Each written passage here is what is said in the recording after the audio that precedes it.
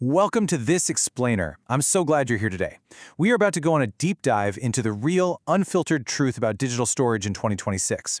Look, if you've been putting together a new rig, managing massive media libraries, or just trying to keep your digital life secure, you've definitely faced the ultimate hardware question: solid-state drive or hard disk drive?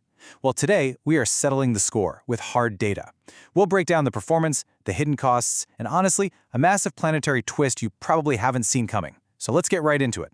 So first up, in 2026, are hard drives finally dead? I mean, it's the assumption almost everyone makes, right?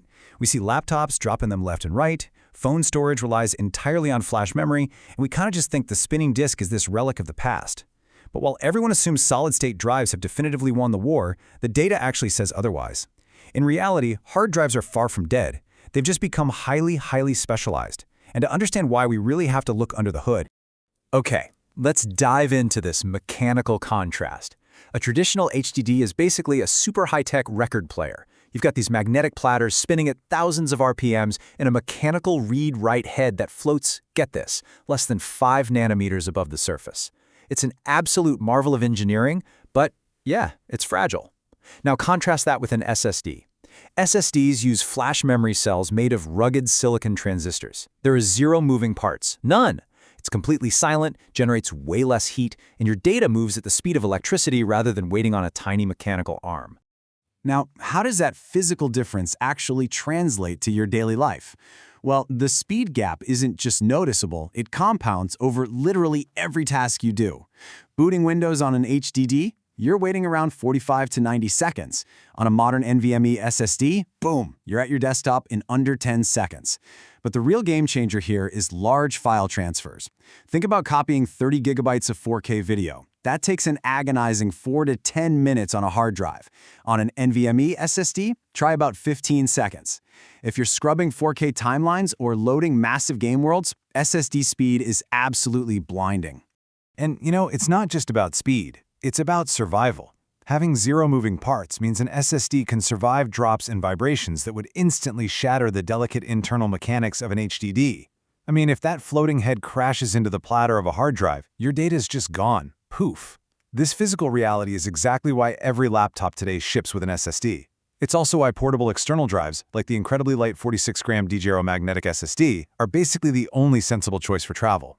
Rule of thumb: if it leaves your desk, it absolutely has to be solid state. Section 1. The nuance, cost and cold storage. So if SSDs are so fast and so durable, why on earth aren't hard drives dead? Well, when we zoom out from our backpacks and laptops and look at bulk data, we slam right into a harsh economic reality. For 4 terabytes of capacity in an internal hard drive right now, it's going to cost you somewhere between $80 and $120. But that exact same capacity in a solid-state drive, you're looking at paying anywhere from $250 to over $650. The cost per gigabyte heavily favors mechanical drives at scale, and industry projections show this gap is not closing anytime soon. Which brings us to exactly where HDDs completely dominate the landscape today. If you're building a NAS, a network-attached storage system for your home, or maybe you're holding on to terabytes of surveillance footage, or archiving old family videos, HDD economics absolutely rule, period. If your data sits stationary, rarely moves, and total volume is literally the only metric that matters, a spinning hard drive is still the undisputed king of cold storage. All right, moving on to Section 2, the hidden flaws, how drives actually die. Choosing between these drives is also about what happens when things inevitably go wrong. And spoiler alert, they fail in very different kind of terrifying ways. Hard drives experience predictable mechanical wear. The bearings degrade, the motor weakens, you'll usually start hearing these awful clicking or grinding sounds, and your files will take forever to open.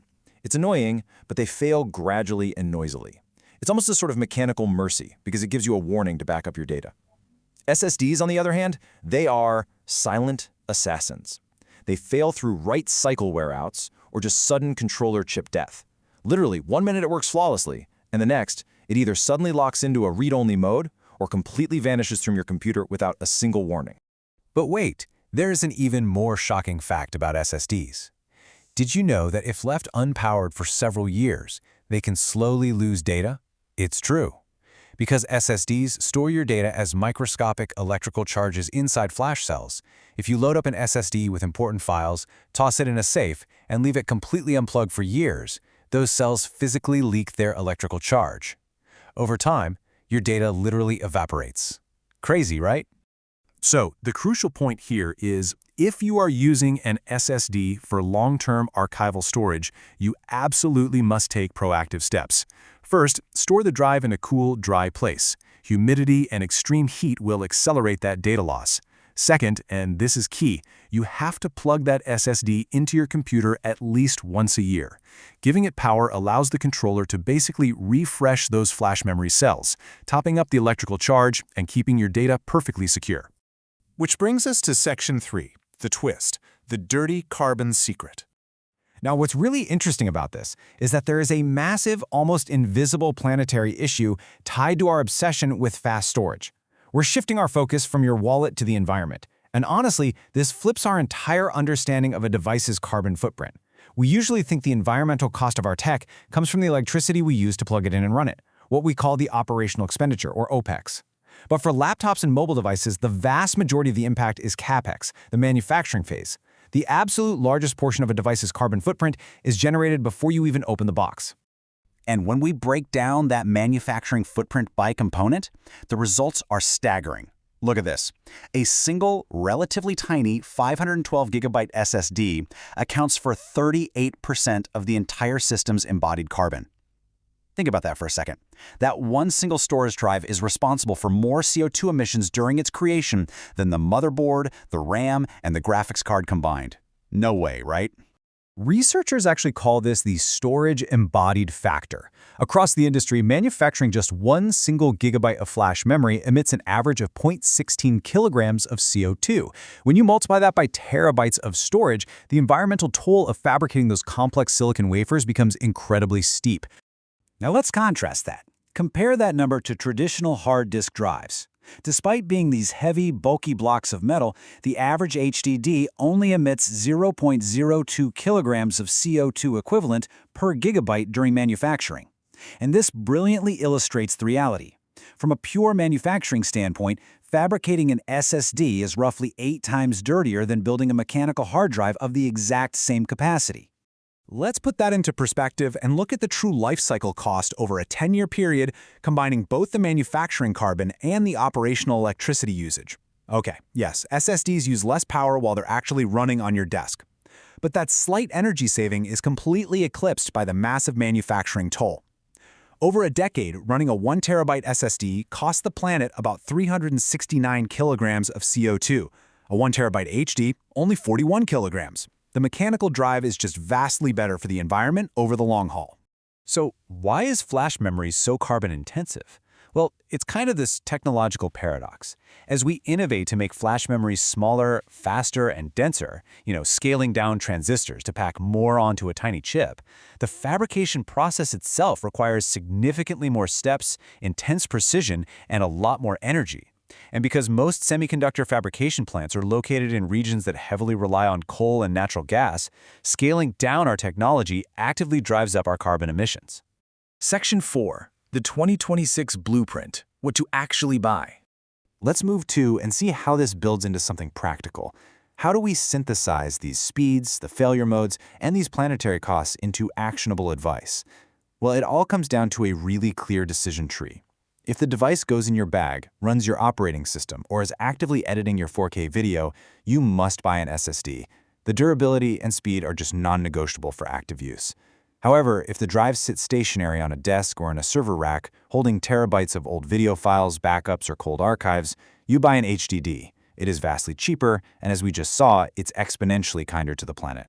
And remember, the smartest users out there don't just pick one. They use both to cover each technology's blind spots.